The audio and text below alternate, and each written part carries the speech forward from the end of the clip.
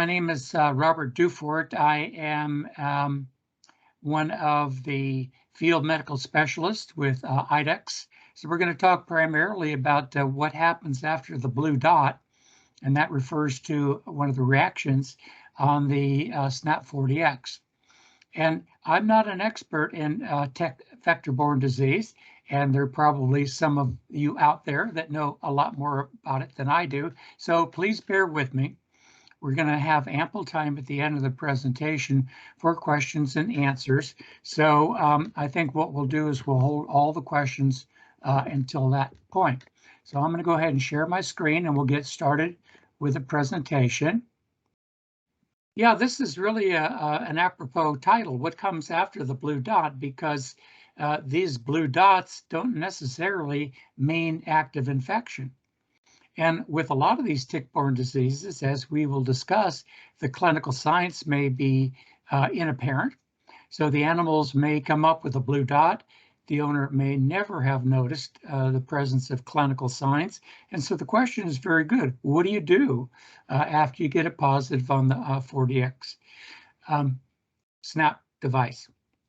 So again, I'm Robert DUFORT. I'm a veterinarian. I'm a diplomat of the American College of Veterinary Internal Medicine, and I belong to the Global Medical Organization. So, you know, we're going global and we're all part of the same world.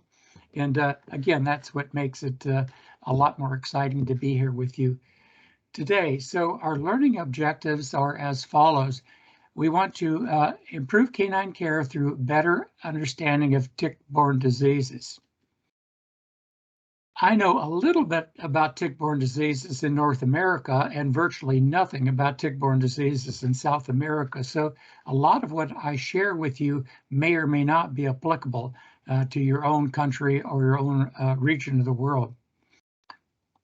We want to overview specific test classifications and also talk a little bit about statistical terminologies used in the evaluation.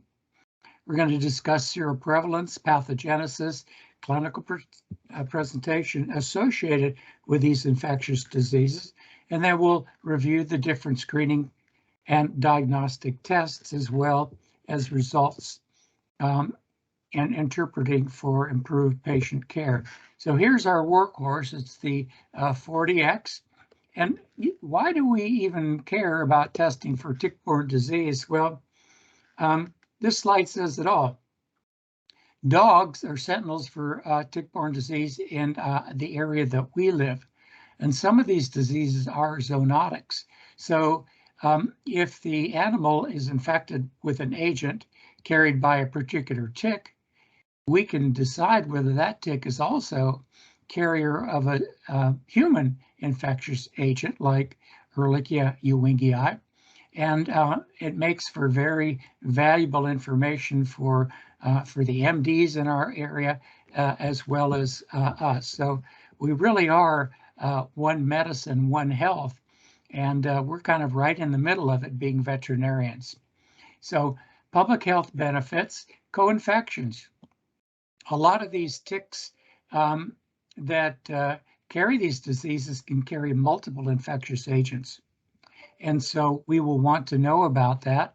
And then testing also will want to treat if applicable, and we'll talk about the reasons for testing. And then probably as important as anything else, if we know an animal's been infected with a particular tick-borne disease, then we can really get on tick control. And because these animals can be infected multiple times, one infection does not convey immunity. And with the exception of maybe Lyme disease, there really are no vaccinations that I'm aware of that we can use. So screening dogs for tick vector disease is important because a couple of these agents, canine granulocytic ehrlichiosis and Lyme disease, can also cause infections in humans and can be quite devastating, quite lifelong infections. So dogs are sentinels for the presence of tick vector diseases in our community. and veterinarians need and want to know about what's happening in their communities. This is a shot of what happens in North America, in the United States, and some of these ticks have got they're prevalent from coast to coast, like the brown dog tick, where others tend to be more regionalized, like the black-legged tick. So I tend to know, or try to familiarize myself with, what are the ticks in my particular region. And let's see if I can get that laser to work here. So my region of the country is California. And so we've got the brown dog tick, and we've also got the American dog tick. And we've got a very nice agency that helps us track the seroprevalence and locations of these diseases in the US, and it's called CAPC, and that's an abbreviation for Companion Animal Parasite Council. And you can Google that and take a look and see the information. It's got a lot of information that may not be regionalized for you in South America and the Caribbean, but there's a lot of information on treatment of the infectious agents, information about the ticks themselves. So if you've never logged on to that particular website, it's a pretty cool place to be. Okay, and so again, our ticks can transmit more than one infectious agent. So the Lone Star tick can transmit Ehrlichia ewingii. That's a human pathogen. The deer tick, or black-legged tick, can transmit Anaplasma and Borrelia. So 2 diseases, and it's not uncommon in the regions where those ticks are found, like in my part of the country, or up in the northeast part of the US, to have a co-infection with a particular or a single bite from the animal. Brown dog tick can transmit Ehrlichia platies, which is regionalized in a central part of the US, and also Ehrlichia canis, which is pretty well widespread throughout. And then the American dog tick, again, Ehrlichia canis for those. So, if you've got a particular tick in your region of your country, and taking a look at this chart, you can see that that tick can transmit more than one disease to our particular pets. And so we need to be aware of that. So other couple of ticks here. Amblyomma is a tick that's found in the Gulf Coast. Again, maybe you're seeing that in Latin America, perhaps not, but this is a new tick for North America. This is the Asian longhorn tick. And something that's very unique about this is here's the female here, here's the male here. The female does not need the male to produce live ova. So she can just go out and populate the woods or wherever she's found without the presence of the male. So they're going to be a very successful tick in transmitting our tick vector diseases. So what's the big thing? All of these factors have influenced the spread of tick-borne disease in the US, and I'm sure you're seeing the same thing. So urban sprawl, we're getting into the woods, we're getting into the jungles, and we're infringing upon the area that was natural to these ticks. Climate change, whether it's warming of the climate or whatever, we find that these ticks are surviving or staying active for a much longer period of time than. So we've got a very mobile world.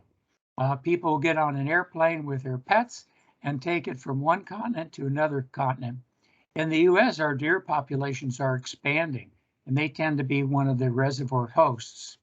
And then relocation of pets. This is, again, this is a very common phenomena, particularly after disasters in the U.S. So after Hurricane Katrina, we got a lot of greyhounds coming up to all parts of the U.S. that came out of Louisiana and the southern area where racing greyhounds are prevalent. And ticks, their domain is expanding. So they're seeking broader and broader range for their particular living habits.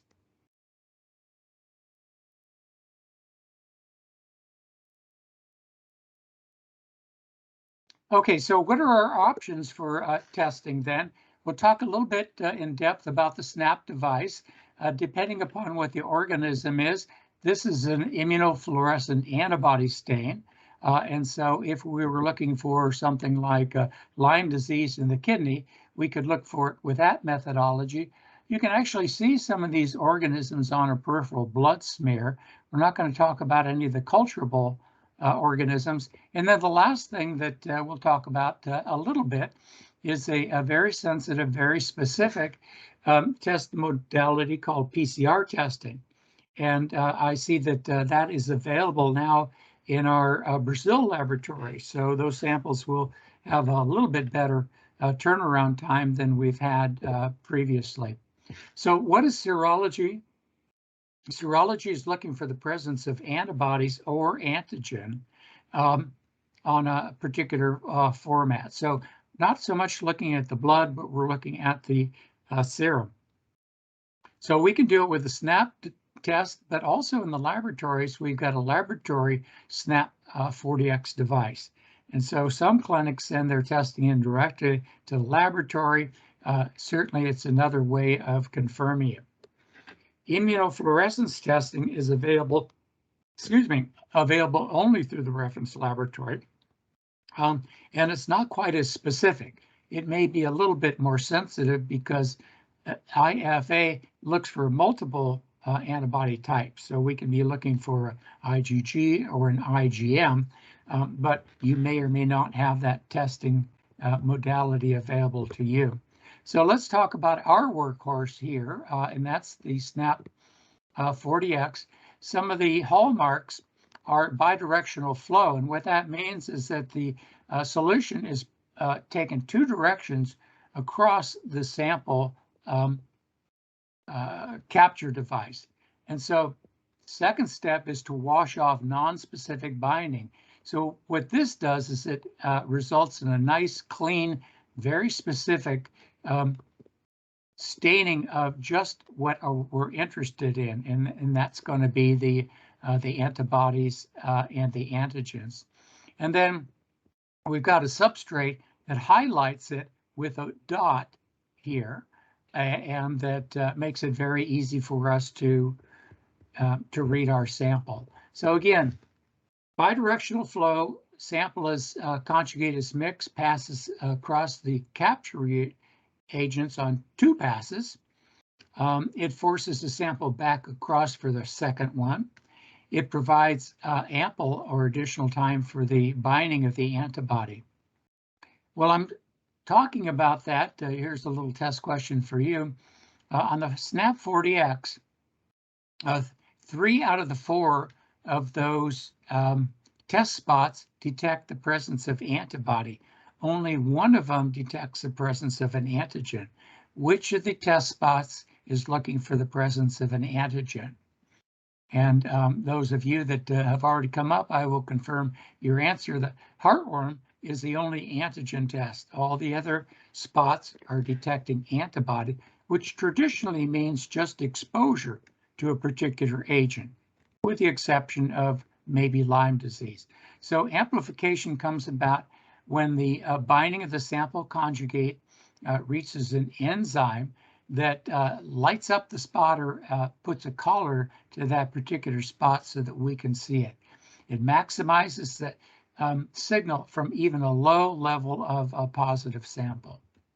So we've got everything that we need for a perfect test. And here's the 40X, and I kind of say tongue in cheek that this is really a 6DX because we test for 2 different species of Anaplasma, 2 different species of Ehrlichia. we test for Lyme and then for heartworm infection.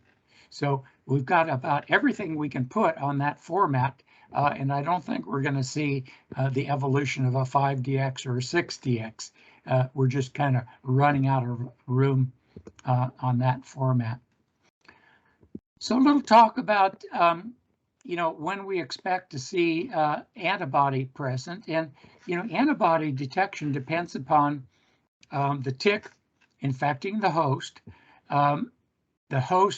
recognizing that antigen, that either the antibody or either the antigen from the anaplasma or the Ehrlichia, and then giving it enough time to develop an antibody response. And so it's going to take some time. We're not going to get a positive the same day you see a tick on the animal. So here's the intervals for detection. And, since we're looking for a specific antibody from Lyme, it tends to be a little later coming up as a positive. But 2 to 3 weeks is kind of the average turning point. A reliable antibody, maybe we'll get a weak positive early on. If we get a little bit more time to develop that antibody, then we're going to be more reliably positive on our test. And so where do clinical signs come about? Well, a lot of times, like with Lyme, it's 6 weeks post-infection, whereas with anaplasma or Ehrlichia, we can see it very acutely. So the lesson here is that with these two, which is going to be the mainstay of our discussion, with anaplasma and Ehrlichia, we can have clinical signs weeks before we have a positive antibody test. Okay, so it'll come and go. And again, if we're just arbitrarily screening an animal, the owner is, say, unaware of any clinical signs and it comes up positive, then that's going to be confusing for our clients. And we're going to want to be able to explain why that comes about and how that comes about, and probably more importantly, what to do next. Do we treat or not? So PCR polymerase chain reaction is an incredible test. What it does is it takes one copy of the DNA from Lyme disease, Ehrlichia, anaplasma, even from heartworms, and multiplies it. Each time it multiplies it, it takes that double helix of DNA. By heating the sample, it splits it into 2 individual chains, and then the ingredients needed to make the complementary chain are in that reaction well. It's cooled again, and now we started off with 1 copy of DNA, and we've got 2. Well, each testing goes through 40 cycles. So if you take 2 to the 40th power, you end up with millions and billions, and actually trillions of copies of the particular agent that we're looking for. So it's highly specific for the exact DNA or RNA that we're seeking. Although it's highly sensitive, a negative result does not rule it out. Okay, there may not be any particular sample in the blood sample that came into the laboratory. So this next slide gives an idea of how the cycling works. So each one of these occurrences along this horizontal graph is a single sample, is a single cycle, I should say. And you see with any particular patient, every time they move to the right, it's another cycle, and the amount of DNA that is produced doubles and doubles and doubles. It gets to an extinguishing point here because there are no longer enough reagents for the polymerase to continue replicating. So this may be a little complicated, but this particular sample rises very quickly. It rises in a lot fewer cycles than this particular pet down here. And the reason is that he starts off with more DNA. So when he starts to double it, if he started off with, let's say, 100 times more DNA in his specimen than this one showed, it's going to take less time, less cycles, for him to exceed the ingredients in the test tube, if you will. So also, because of the ability to differentiate these, some of our PCR tests can be quantified. So we can actually, with some infectious agents, and this is more important these days with like an FELV infection, we can actually say how much the particular agent is present in the animal. And this is valuable for researchers and sometimes even for treatment. So let's compare serology and polymerase chain reaction timing then. So serology is looking for an antibody with the exception of heartworms, which is looking for an antigen. So it's useful as a screening test and also as a diagnosis for acute or active infection like Lyme disease. So here's a limitation. The animal will have clinical signs before that detectable antibody is produced. Okay, so there's a drawback. So you can't go in and jump in and do a 40X the minute you see a tick on your pet. You're going to have to give that animal a period of weeks to develop the antibody to give us a positive test result. Well, that's not so with PCR testing. PCR is not just looking for an antibody, but it's looking for DNA or RNA from the pathogen. So it's definitive for Ehrlichia or Anaplasma being in that particular pet's blood in that circulation. So it does indicate an active infection, and following it can indicate the resolution of the infection following therapy. Again, just because you don't get a positive PCR doesn't mean that the animal is not infected. It may be that there are inadequate numbers of RNA for us to really detect that infection. So tick-borne disease is kind of a pain. They initiate a hypersensitivity response. Generally, this is type 3 hypersensitivity where we've got antigen and antibody complexes. So the antigen binds to an antibody in the pet, causes a fairly large molecule to form, and then it gets filtered out in the filtering apparatuses of the body. So that's the kidneys, eyes, joints, and the central nervous system. Okay, so they are screening tests and they help us determine exposure to ticks and moreover, exposure to the particular pathogens that we're looking for. So what's a veterinarian to do with a blue dot in a healthy pet? Well, what the blue dot does for us is it finds that the animal has been exposed. So if it's a backyard dog, then we know we've got ticks in the backyard. If the pet's been taken out into the woods for recreation, then we know that's where it's getting infected. So it opens the discussion for further diagnostics, opens the discussion for flea and tick control, and then opens the options for screening or rather treating our particular pets.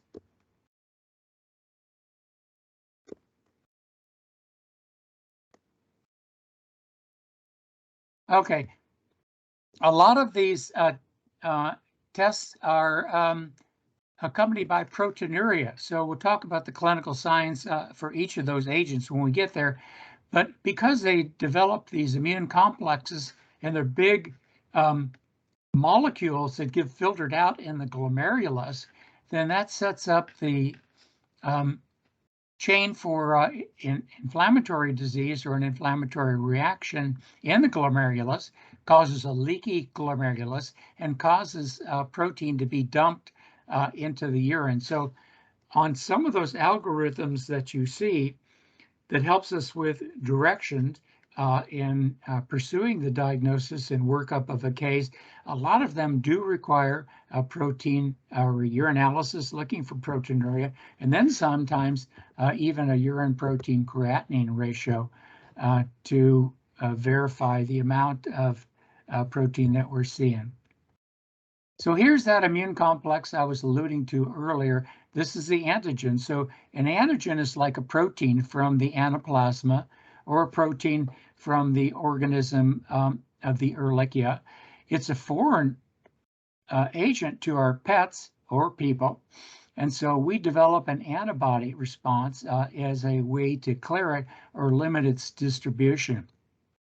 So they form these antibodies, and they're trapped non-specifically in the filter. So it can cause glomerulonephritis. Some of these can cause SLE and serum sickness. So this is where a lot of the disease comes from.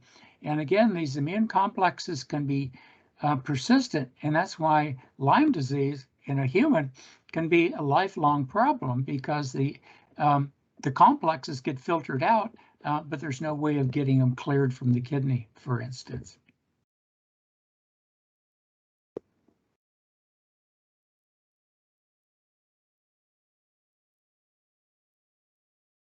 Okay, I'm going to go ahead and manually advance here. Whoop, I want to go back. Go back a couple.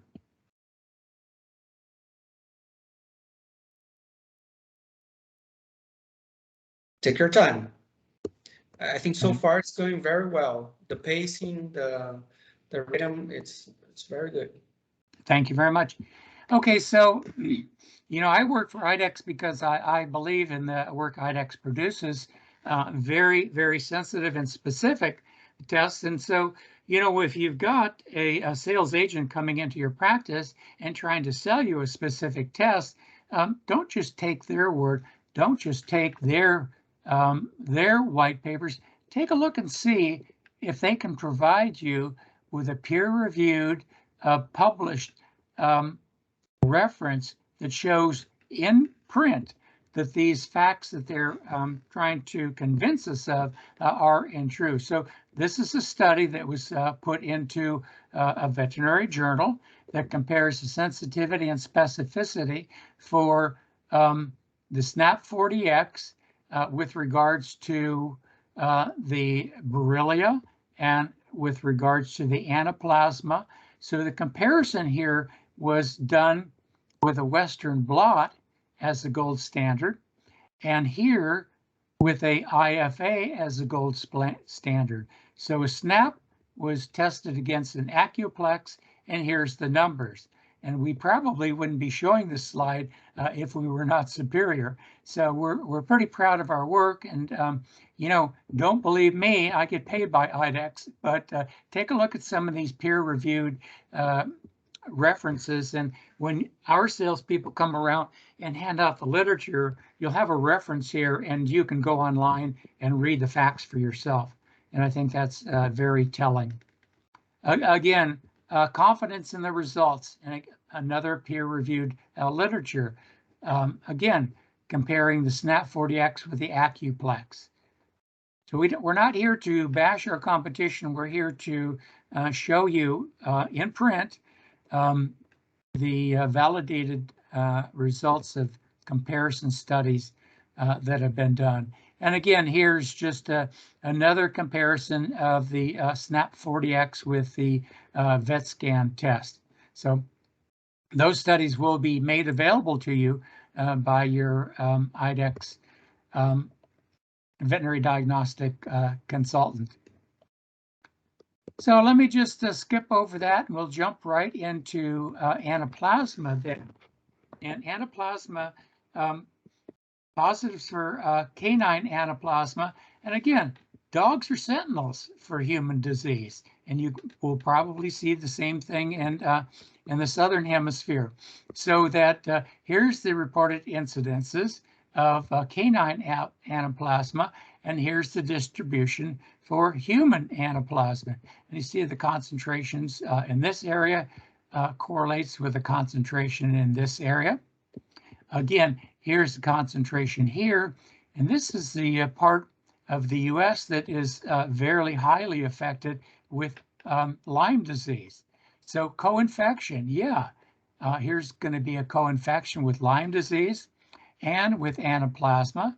Anaplasma can affect humans, as Lyme disease can also affect humans. And so our pets provide a lot of sentinel information for us in the management of not only pet disease, but also human disease. Not going to talk about Anaplasma platies, and in fact, it's a fairly regionalized disease in Middle America. I've never seen a case of it in my part of the country. And so Anaplasma is, Anaplasma phagocytophilum is a anaplasma organism that infects neutrophils. And when we used to see this in the laboratory, it looked a lot like Ehrlichia equi. And so for a long time, it was called Ehrlichia equi. And then the genome and the sequencing and the DNA of these particular agents were studied and refined, and we find that it is actually a specific. So acutely, what does it do? And these clinical signs here, particularly right up front, are going to be very similar, whether we're talking about anaplasma or whether we're talking about Ehrlichia. And these diseases can come in several phases. So it can be acute, it can be subacute, and it can be chronic.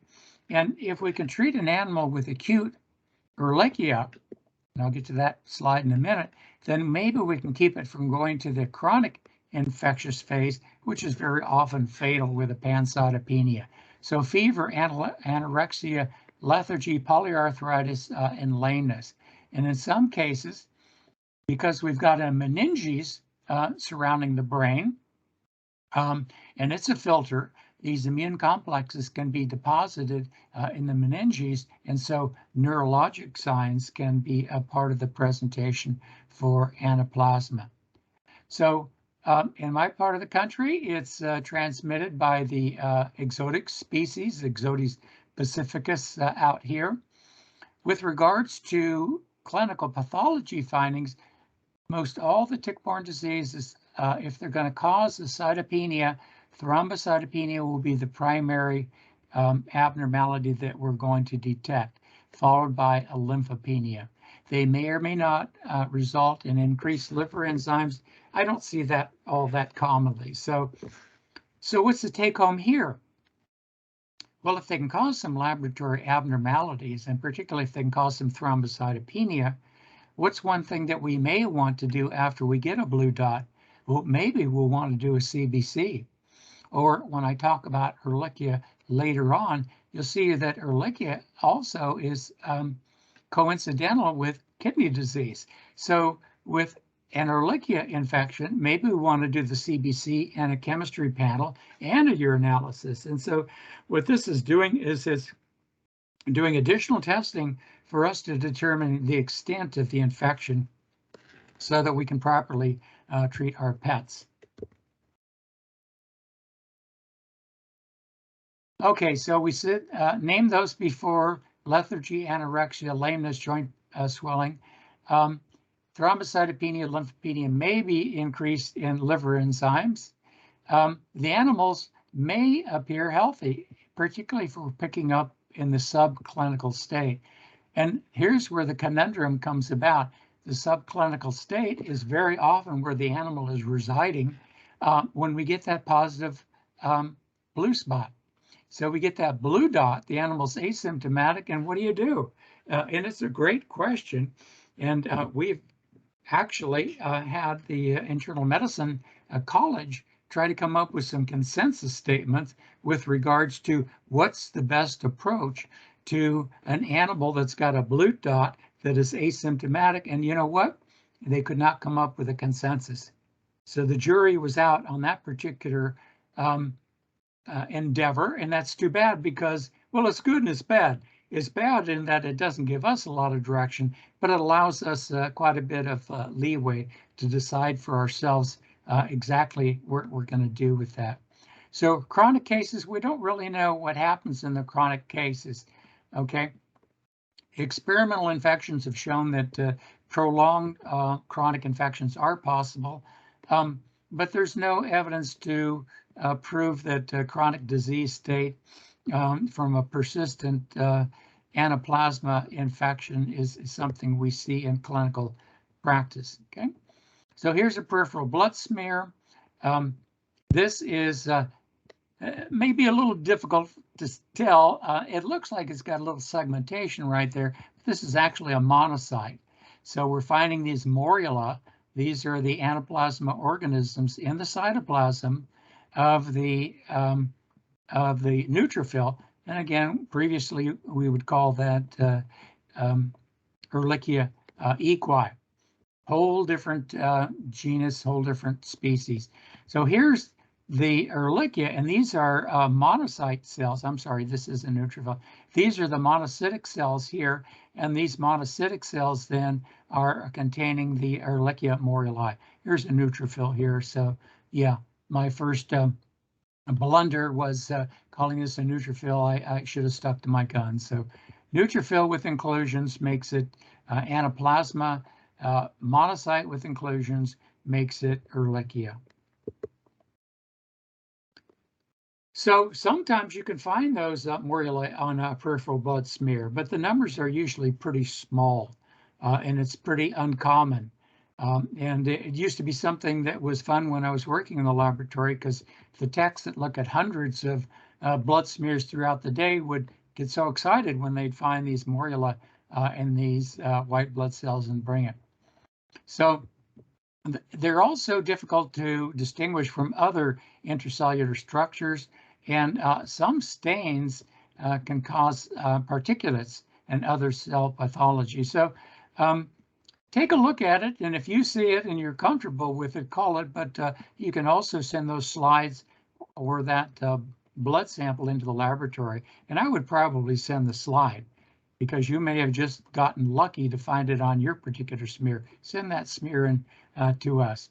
So the timing of the moruli may also be quite transient. It tends to be in the acute stage. And then here's another Ehrlichia. This is an Ehrlichia that infects neutrophils. It's the Ehrlichia ewingii. Okay. We cannot differentiate Ehrlichia ewingii from anaplasma morphologically. We need to do PCR diagnostics to make that differentiation. So diagnosing anaplasma phagocytophila, IFA shows that the neutrophils are infected, good sensitivity, but reduced specificity. The SNAP test is excellent as far as distinguishing that peptide. So it's got good sensitivity and good specificity. And again, if we went back to that 40X slide, that 40X picks up not only anaplasma phagocytophilum, but also anaplasma plates. And so if you're in an area of your country where you've got plates, then you need to do PCR testing to differentiate those two infectious agents. Okay.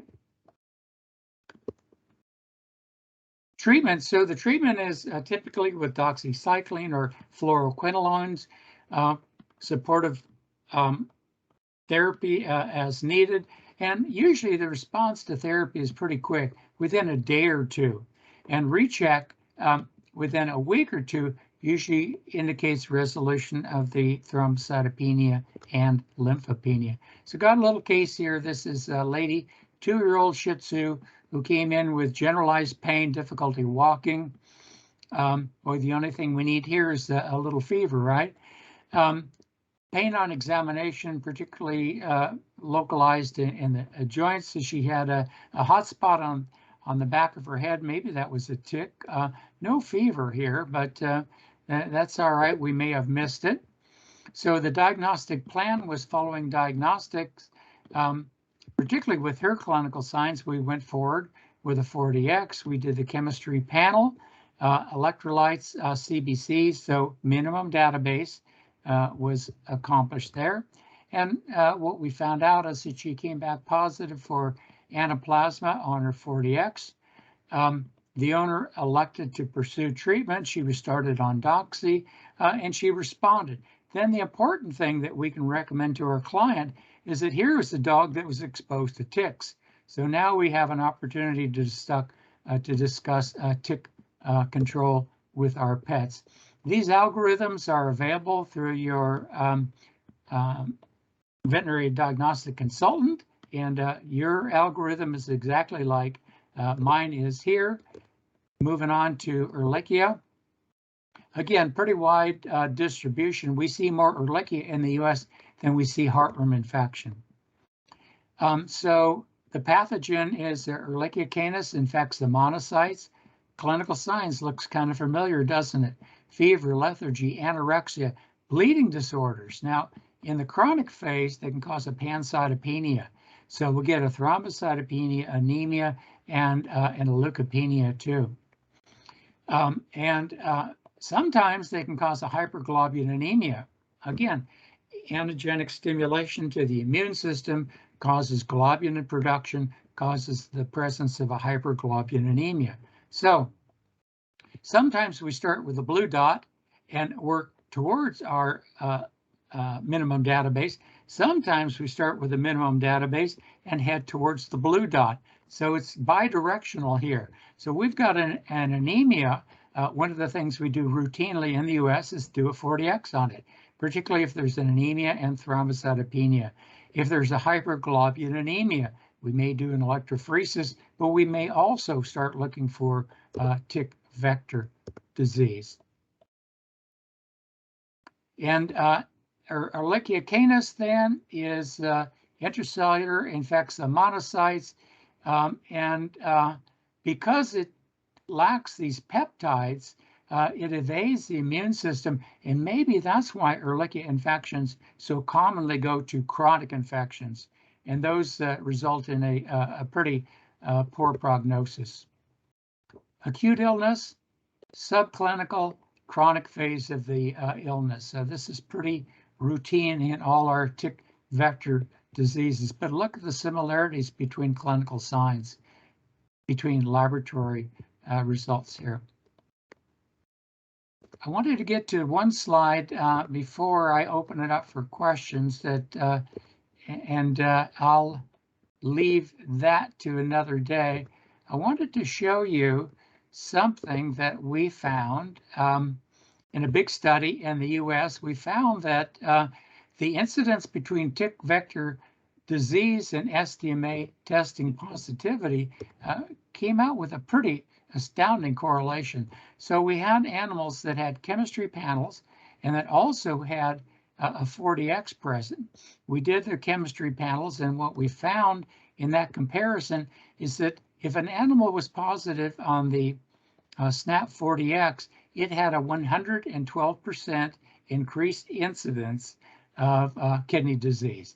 Not quite as high with Lyme disease, and so this is studies that you can look at yourself if you go to IDEXX.com /kidney chronic kidney study, chronic kidney disease study.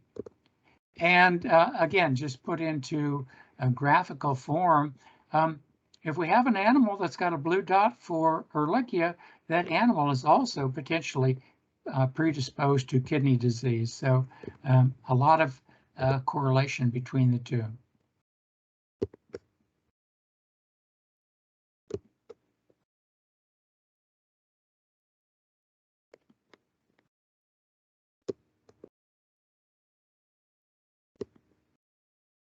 So what comes after the blue dot? Well, here's an algorithm for you, and it starts with a positive result. Then what do you do next? Well, it depends upon whether there's clinical signs or no clinical signs. Then no treatment recommended, treatment recommended. So take a look at this, keep it in your clinic right next to your 40X devices so that you can then decide what the best course of action is for your particular pet. And I think we're just about at the end of the slides. And so I don't know whether we can open it up for questions here, since this is an English-speaking audience. Here's the key points that I want you to keep in mind. Educate the clients about tick-borne disease and tick prevention, and how important it is to remember that these tick vectors are also transmitting human monocytic ehrlichiosis. So it is One Health. We can advise monthly ectoparasite control, and we can screen annually for effective prevention program. And I think I'll go ahead and call it quits there. Well, thank you all for being present. You've got some local talent in your particular part of the world that is more than willing to help you with taking it further, providing you with additional information. And it's been my pleasure to spend an hour with you and bring you what I know about tick vector-borne disease.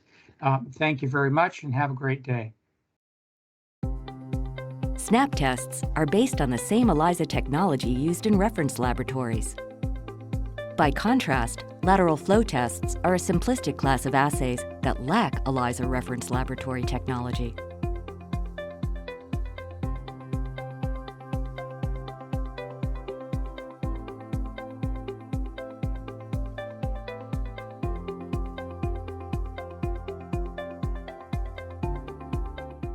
Bidirectional flow improves sensitivity by giving the sample 2 chances to bind to antibodies.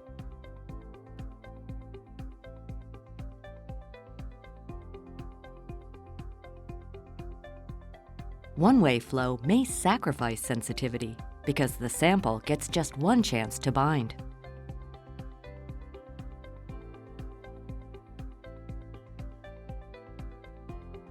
The integrated wash step in SNAP tests maximizes specificity by removing debris from the read window. Not having a wash step may sacrifice specificity because debris stays in place and may cause false positives.